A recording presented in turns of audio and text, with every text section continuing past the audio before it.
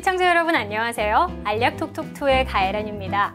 최근 국립암센터에서 암 등록 통계 자료를 분석해서 올 한 해 우리나라에서 발생할 암 환자 수를 예측했는데요. 2016년 한국 남성에게 가장 많이 발생할 암으로 대장암을 꼽았습니다.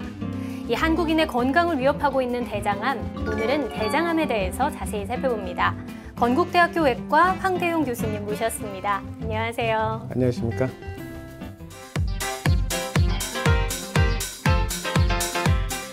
네, 얼마 전까지만 해도 이 한국인, 그중에서도 특히나 남성에게 가장 많이 발병할 것으로 예상되는 암 하면 위암이다라고 이렇게 꼽았었는데, 이 최근에 연구 결과를 보니까요, 올 한 해는 대장암 환자 수가 위암 환자 수를 초과할 것이다, 이런 결과가 나왔더라고요. 실제로 대장암 발병이 급증하고 있는 건가요? 인구 대비로 보면은 맞습니다. 2013년에는 역시 위암이 1위였습니다. 네. 근데 이런 추세를 수학 공식을 넣어가지고 어떻게 될 건가를 지금 추측을 해보니까 올해는 대장암의 신암 환자 수가 위암을 이제 초과할 것이라는 예측이 나왔습니다. 지금 왜 이렇게 그럼 많이 늘어났을까를 생각해 보면은 그 가장 큰 이유는 우리나라 고령화가 아주 급속히 진행됐다는 거죠. 그 얘기는 거꾸로 얘기하면 우리나라의 위생 어떤 이런 그런 보건 복지가 좋은 거 따라서 굉장히 좋아진 겁니다. 잘 살게 되면 결국 잘 먹게 되는 거고 안 움직이는 거죠. 움직이지 않는 그 생활이 이제 굉장히 서구화된 생활인데, 그 서구화된 생활 패턴이 이제 우리나라도 굉장히 급속도로 환경이 조성이 된 거죠. 보편적으로 대장암은 남성이 더 많이 걸린다라고 이야기하는데, 이 이유는 왜 그런 건가요? 실제 위암 환자만 해도 남녀 비가 2대 1입니다. 대장암의 경우는 한 1.5대 1쯤 되거든요. 오히려 차이가 별로 안 나네요. 적어도 5대 호발암 중에서는 가장 성적으로 평등한 암이 대장암이죠. 그리고 예전에 대장암 하면 뭐 5, 60대, 70대, 뭐 장년층이나 노년층에서 많이 발병을 한다라고 이야기를 했는데, 최근에는 젊은 층에서도 발병을 한다고 이야기가 많이 나오더라고요. 네. 실제로 발병 추세가 좀 변한 건가요? 우리나라에서 지금 통계를 내보면은 대개 5, 20대, 60대, 70대가 이제 아주 중추적인 호발 연령이거든요. 2, 3%대 이제 발병률을 보이는데 40대는 10% 이하로 떨어진단 말이죠. 거꾸로 얘기하면 40대에서 50대 넘어가는 그 사이가 이제 사실은 예방을 한다면 굉장히 좋은 시기가 됩니다. 아무래도 뭐 이전에 이야기했던 것처럼 여성이라고 젊다고 해서 대장암에서 자유로울 수 없는 만큼 대장암에 대해서 좀 더 자세히 살펴봐야 할 것 같은데요. 지금부터 하나하나 차곡차곡 살펴보겠습니다. 우선 대장이 어떤 기관인지 좀 살펴봐야 될 것 같은데요. 우리 몸에서 어떤 역할을 하는 기관인가요? 예, 대장은 뭐 소장에서 음식물 영양분을 다 이제 우리 몸에 재흡수하고 나면 대장으로 넘어온 변 중에서 수분을 적어도 90% 이상을 다시 재흡수를 합니다. 그렇게 하면서 고용화시켜서 그거를 이제 몸 밖으로 배출시키는 그런 역할을 하게 되는 게 가장 대장의 큰 역할입니다. 대장에 있는 우리가 아는 세균들이 그 우리 몸에 들어온 음식물에서 우리 몸에 필요한 영양소들, 비타민 중에 일부를 또 생산해서 우리 몸에 공급하기도 합니다. 이 대장암, 이곳에서 왜 생겨나게 되는 건가요? 암의 원인 대부분 이제 환경적 요인과 이제 유전적 요인으로 이렇게 우리가 나누게 되는데요. 대장암의 환경적 요인은 가장 큰 게 이제 고지방이죠. 특히 이제 그 중에도 붉은 육류라 그러죠. 소고기, 돼지고기 쪽에 좀 더 문제가 있지 않느냐 하는 이제 얘기들이 있습니다. 그 이유는 그런 고지방 식이를 많이 하게 되면은 우리 몸에서 담즙, 쓸개즙이죠. 네. 쓸개즙이 많이 이제 배출이 되거든요. 소화시키기 위해서.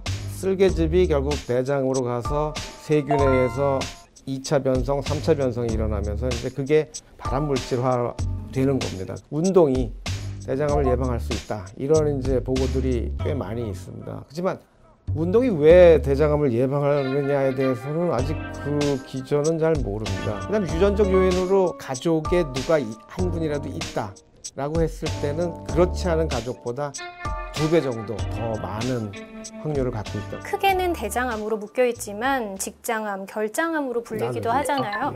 이렇게 위치에 따라서 암도 다른 건가 봐요. 예, 우측 대장은 굉장히 구경이 넓습니다. 그 다음에 이 S결장으로 올수록 점점 구경이 작아져가지고 오른쪽에 대장암이 있게 되면은 사실은 구경이 크고, 그 다음에 소장에서 넘어온 변이 물처럼 흐르기 때문에 사실은 이게 12cm, 15cm 정도의 폭이 커져도 증상이 없을 수 있습니다. 15cm면 이 정도 크기인데 그렇죠. 한 뼘 더 이렇게 커다랗게 있어도 예, 증상이 없을 수 있어요. 원인 모를 빈혈 정도 나타나는 정도, 아니면 좀 마른 사람이면 혹이 만져지는 정도, 그런 정도의 증상이 있을 수 있고요. 왼쪽 결장으로 오게 되면은 금세 이제 좁아지는 증상이 나타납니다. 즉 변이 가늘어질 수 있는 이제 상황이 오는 거죠. 그 다음에 직장으로 가면 이제 직장은 우리가 몸에서 변을 배출하는 역할을 하다 보니까 변 보는 거에 관계된 증상들이 나타날 수가 있습니다. 그러니까 변이 가늘다든지 보고 나도 시원치 않다든지 뭐 출혈이 있다든지 점액변이 나온다든지 이런 것들이 이제 직장에 가까이 갈수록 나타날 수가 있죠. 변이 가늘어지거나 불편한 증상, 그 이외에는 대표적인 증상은 없는 건가요? 배가 좀 뭔가 소화가 안 되는 것 같다 정도 외에는 사실 특별한 증상이 없습니다. 왜냐하면 우리가 보통 수험생의 우리 증상이라 그러는데 이제 속된 말로 똥줄이 타는 거죠. 네. 똥줄이 타면 변이 가늘어지고요. 그다음 변 보고 나도 시원치 않고 그러다가 피도 나다가 점액변도 나오고 비슷하거든요. 일반적인 사람들은 시험이 끝났다든지 하면은 이런 증상이 이제 다시 원상복귀가 되는 거죠. 근데 그런 원상복귀가 안 된다면은 한 번쯤은 이제 대장에 대한 진찰, 최소한 한 달 이상 똑같은 증상이 반복된다 그러면은 한 번쯤은 간단한 진찰과 필요하다면 내시경을 안 받아봤다면 대장 내시경을 받아보는 게 미리미리 이제 예방할 수 있는 길이죠. 이렇게 해서 병원을 찾으면 어떤 검사가 진행이 되는 건가요? 직장 수지 검사는 소위 얘기해서 40% 내지 50%를 손가락으로 이제 발견을 할 수가 있는 겁니다. 가장 중요한 게 대장 내시경을 받게 되는 겁니다. 근데 국가안검진은 이제 대장암 검사라고들 하니까 일반인들이 생각하기에는 대장암 검사를 해주는구나 생각하지만 사실은 변에서 혈액이 있는지 없는지를 보는 검사거든요. 네. 그러니까 이거는 사실 대장암 검사로 이름은 되어 있지만 실제는 변에 피가 나느냐 안 가느냐만을 이제 확인을 하고 만약에 출혈이 있다 그러면 이제 대장 촬영이나 대장 내시경을 하게끔 국가에서 유도를 하게 되어 있습니다. 대장암이 있는 사람이 만약 분변 자멸 검사를 했다고 했을 땐 100% 나오느냐? 그렇지는 않습니다. 뭐 적게는 한 30%밖에 양성이 안 나올 수도 있거든요. 그러니까 분변 자멸 검사라고 하는 거는 100% 정확한 검사가 아니라는 걸 알아두실 필요가 있습니다. 요즘에는 대장 내시경을 정기적으로 받으시는 분들도 꽤 되더라고요. 몇 살부터 얼마나 자주 받아야 하는 건가요? 50대부터 받는 게 우리나라 권고안으로는 되어 있습니다. 하지만 50대부터 이제 호발하니까 예방 차원에서 이제 40대부터 받는 게 좋겠죠. 그러니까 40대에 한번 받고요. 이상이 없다 그러면 적어도 4, 5년은 받을 필요는 되게 없는 걸로 되어 있습니다. 한 5년 주기로 이제 계속 받으면 되겠고요. 단 조건은 가족 중에 대장암 환자가 있었다고 한다 그러면은 적어도 그 가족이 진단을 받은 연령보다는 10년을 당기는 게 좋습니다. 아버지가 뭐 예를 들어 45세 때 대장암 진단을 받았다 그러면 그 가족 자제들은 적어도 30대 정도에서 받는 게 좋다고 되어 있습니다. 요즘은 대장 내시경을 많이 하다 보니까 주위에서 대장 내시경하다 용종이 나와서 떼어냈어 이렇게 이야기하시는 분들이 많이 있더라고요. 이 용종은 무조건 몸 안에 있으면 대장암을 유발할 수 있는 건가요? 뭐가 불룩불룩 튀어나오면 다 용종이거든요. 그 중에서 이제 현미경으로 들여다봤더니 선종이라고 하는 진짜 혹이 발견이 되었다. 요거는 이제 대장암의 전 단계거든요. 근데 선종이 아닌 이제 다른 염증성 용종이라든지 또 다른 뭐 가짜 용종들이 있습니다. 그런 경우는 사실은 대장암으로 발병할 가능성이 전혀 없는 것들이죠. 그런 걸 구분하기 위해서 이제 조직 검사를 해봐야 되는 거거든요. 그래서 떼어내는 거고요. 일반인들이 가장 놓치기 쉬운 게 뭐냐면 작년에 용종을 띄었습니다. 이번에 받아야 됩니까? 받지 않아야 됩니까? 라고 이제 질문을 하시는데 우리 쪽에서 받았으면 기록이 있으니까 좋은데 다른 데서 받고 오셨을 때는 저희가 물어봅니다. 그래서 그 용종이 뭐였습니까? 라고 물어보면은 10중 8구 아무도 몰라요. 그렇죠. 어떻게 물어봐야 되냐면요. 그걸 그냥 두면 암으로 갈 수 있습니까? 아닙니까? 이렇게만 물어보면 답이 나옵니다. 제거를 꼭 했어야만 했습니다. 라고 한다면 그건 선종이고요. 제거할 필요가 없었다고 하면 그건 사실은 가짜죠. 가짜 혹이라는 건 정상이랑 똑같으니까 정상이라고 똑같이 5년 주기를 받으면 되고 만약에 그게 대장암 전 단계였던 선종이었다. 크기가 좀 크고 뭐 개수도 여러 개고 뭐 그렇다 그러면 적어도 1년 뒤에는 다시 재검사를 받아야 되는 거거든요. 용종 중에서도 선종이 생겼을 때 좀 다른 증상을 보이기도 하는 건가요? 선종이 아주 크게 되면 증상이 뭐 대장암하고 유사하겠죠. 그렇지만 대부분은 크기가 그렇게 크지 않은 상태에서 발견이 되기 때문에 사실은 용종의 증상은 거의 없다고 보시면 됩니다. 이 암 하면은 가장 많이 궁금해하시는 건 아무래도 예방과 함께 완치가 가능한가 여부일 것 같은데요. 이 대장암의 경우에는 생존율이 어느 정도 되나요? 대장암을 포함한 다른 암들도 다 이제 병기라는 게 있죠. 영기나 일기의 경우에는 뭐 재발할 가능성이 거의 없고요. 이기는 대장의 근육층까지 침범한 경우를 되게 얘기하는데 이런 경우도 최근에는 거의 90% 가까이 이제 완치율을 보이고 있습니다. 흉기의 경우도 상당히 좋지 않을 것 같지만 실제로 한 75%까지도 완치율을 보고하고 있습니다. 그 다음에 이제 사기는 전이가 된 경우, 근데 수술이 된 사기의 경우는 대개 3명 중 1명 혹은 2명 중 1명꼴로 완치가 되는 걸로 최근에 보고가 되고 있습니다. 아무래도 들으시면서도 이 소식은 좀 반가운 소식이지 않을까 싶은데 그러면 이 대장암의 경우에는 치료는 어떻게 진행이 되는 건가요? 예전에는 근데 한 20, 30년 전만 해도 사실은 쓸 항암제나 이런 게 제한적이어 갖고 수술이 되냐 안 되냐 처음에 이렇게 딱 나눠버리고 끝이 났다 그러면 최근에는 수술이 안 되는 경우도 약물 치료를 통해 가지고 수술이 되게끔 만들어서 그런 이제 경로가 또 생긴 암이 되겠습니다. 네. 이 수술이 가능한 시기에 빨리 치료를 받으셔야 할 것 같은데 어떤 증상이 나타났을 때 빨리 오시면 좀 더 안심하시고 치료받으실 수 있을까요? 제일 중요한 거는 뭐냐면 쉽게 얘기하면 변이 어떻게 변하는가를 보는 게 가장 중요하다고 할 수 있겠습니다. 그러니까 변의 횟수라든지 그다음 변의 굵기라든지 뭐 변의 피가 살짝 이렇게 묻어서 나온다든지 점맥이 묻어서 나온다든지 하는 이런 관찰을 유심히 하다 보면은 의외로 빨리 발견을 할 수가 있습니다. 오늘은 대장암에 대해서 살펴보고 있는데요. 여기서 잠깐 대장암에 대한 오해와 궁금증을 OX로 살펴봅니다. 변비나 치질이 있으면 대장암에 걸릴 위험이 높다. 아닙니다. 예, 변비나 치질은 치핵이죠. 사실은 이제 증상은 유사합니다. 하지만 그거 자체가 대장암하고 연관성은 없습니다. 아스피린을 꾸준히 복용하면 대장암을 예방할 수 있다. 미국 암예방협회에서 O로 내놨습니다. 실제 그 권고안을 읽어보면은 50대에서 70대 사이는 도움이 될 것이다. 다만 뇌혈관 질환이라든지 심혈관 질환 뭐 혹은 그런 출혈성 경향, 속 쓰린 거 그런 분들은 좀 피해야 된다. 제가 실제로 여기서 진료를 하면서 그렇게 권고를 하려다 보면은 사실 그분의 모든 병력을 다 체크를 해봐야 됩니다. 실제로 그거를 100% 다시 그것 때문에 우리가 체크를 하기에는 현실적으로 쉽지는 않습니다. 저는 아직까지도 그러니까 그런 걸 체크를 하지 않은 상태라 그러면은 굳이 권하지는 않습니다. 젊은 환자에게 대장암이 발생하면 더 공격적인 양상을 띈다. 그건 아닙니다. 우리가 일반적으로 젊은 20, 30대에 나타나는 경우는 결국 병기, 그 사람이 수술을 받았을 때 이게 1기냐, 2기냐, 3기냐, 4기냐에 따라서 나이 든 사람하고 거의 예후가 똑같습니다.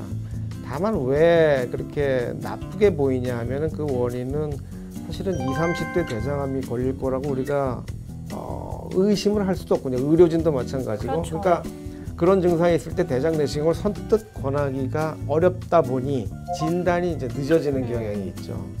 그래서 그렇게 보이는 거지 실제로 병 자체가 더 나쁜 건 아닙니다. 이 대장암 하면 서구형 식습관에 의해 생길 수 있다고 해서 서구형 암이다라고도 이야기를 많이 합니다. 그렇다 보니까 이 음식은 피해야 한다, 이 음식을 챙겨 먹어야 한다라고 이야기 많이 하는데 가장 대표적인 게 붉은 육류잖아요. 고기는 무조건 먹으면 안 되는 건가요? 붉은 육류에 지방이 그렇다는 얘기를 합니다만은 붉은 육의 어느 부분이 도대체 암을 유발시킬까 하는 거는 아직도 실험실 연구 단계에 머물러 있습니다. 우리가 실제 고지방이라고 하면은 뭐 고기만 생각을 하지만 실제 우리가 먹는 피자나 도나스, 케이크 다 들어 있습니다. 기름이 치킨, 있는 거예요. 전부 다 기름이거든요. 사실 기름기가 들어가면 다 역할은 비슷해집니다. 특히 이제 수술 후에 회복하는 환자라든지 항암 치료받는 환자의 경우는 강제로라도 하여튼 맛있는 고기를 드시도록 유도를 합니다. 오히려요? 왜냐하면 입맛도 없고 육류가 제일 사실은 빨리 회복시키는 데 도움이 되거든요. 수술 후 회복 단계라든지 항암 하시는 분들에서는 고기를 오히려 더 권장하는 그런 입장입니다. 또 커피가 대장암 예방에 도움이 된다는 이야기가 있던데요. 네. 효과가 있는 건가요? 최근에 이제 미국 임상 암학회지에 나온 연구를 보면은 물론 커피를 대상으로 한 연구는 아니었지만 이제 대장암 3기 환자들의 항암요법에 대한 연구였는데 그분들을 식생활을 조사를 해봤더니 하루에 커피 넉 잔 이상 마시는 사람이 그렇지 않은 사람보다 대장암 재발이 떨어졌다는 얘기가 있습니다. 이제 집단으로 보니까 뭐 커피도 어떤 도움이 되지 않을까 하는 이제 추측을 하는 거죠. 그러면 아직은 연구가 진행 중인 단계이기 때문에 적극적으로 대장암 예방이나 치료를 위해서 커피를 드시는 건 좋은 방법은 아니겠네요. 예, 커피 하나 문제점은 이제 탈수를 유발할 수 있거든요. 이게 커피를 많이 마시면 이제 이뇨작용 때문에 소변을 많이 보게 됩니다. 그래서 수분 섭취를 다른 것으로 충분히 하면서 커피를 드시는 게 좋겠다. 이렇게 권고를 하고 있습니다. 이 먹는 것만큼이나 중요한 것이 소화를 시키고 배출을 하는 걸 텐데요. 이 대장 건강을 지키기 위한 올바른 배변 습관이 있을까요? 하루에 정확한 시간에 정확히 한번 보는 게 가장 규칙적으로 볼 수 있다면 그게 가장 좋다고들 일반적으로 생각을 합니다. 근데 사실은 그건 잘못된 생각이고요. 저는 애를 키울 때 이제 그런 걸 많이 봤습니다만 이제 같이 밥을 먹다가 갑자기 화장실로 달려갑니다. 아이들은 많이 그래요. 이 소식이 오거든요. 이게 위장 반사라 그러고요. 사람이 이제 아침에 일어날 때 직립 반사라 그래갖고 누웠다 일어나면 또 변을 보고 싶은 그런 반사가 우리 몸에 이제 정상적으로 있는 겁니다. 그 반사를 놓치면 이제 결국 변비가 되는 거거든요. 보고 싶은 때 보고 예를 들어 3, 4일 동안 나는 변을 안 봤다. 근데 보고 싶은 생각이 없다. 굳이 그럴 때 가서 앉아 있을 필요는 없다는 거죠. 그래서 요즘 뭐 비데도 나오고 하지 않습니까? 이제 네. 비데라는 개념은 뭐냐면 우리 항문에 따뜻한 정도의 온도로 우리가 항문에 물을 담그게 되면 이제 항문의 괄약근이 좀 느슨해지는 거거든요. 그러니까 쉽게 얘기해서 항문 압이 떨어지면서 순환이 좋아지면서 이제 항문이 편해지고 그러면서 배변 활동도 도와주는 역할을 한다는 게 이제 이론적 근거입니다. 그 밖에 대장 건강을 관리하기 위해서 평소에 생활 습관을 어떻게 변화시켜주면 좋을까요? 자기 변에 관심을 좀 제발 가지십시오. 아까 말씀드린 대로 자기 변을 잘 관찰하다 보면 단서가 나오거든요. 그 다음에 운동 습관.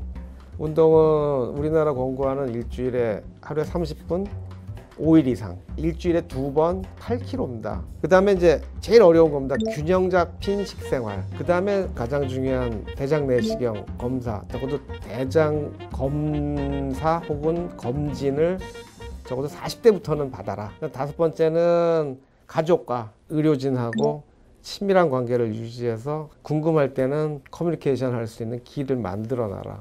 이게 이제 학회가 권고하고 있는 권고안입니다. 오늘은 대장암에 대해서 살펴봤는데요. 다른 무엇보다도 우리가 소홀하게 대했던 배변 습관이나 변의 형태에 대해서도 관심을 가지셔야겠습니다.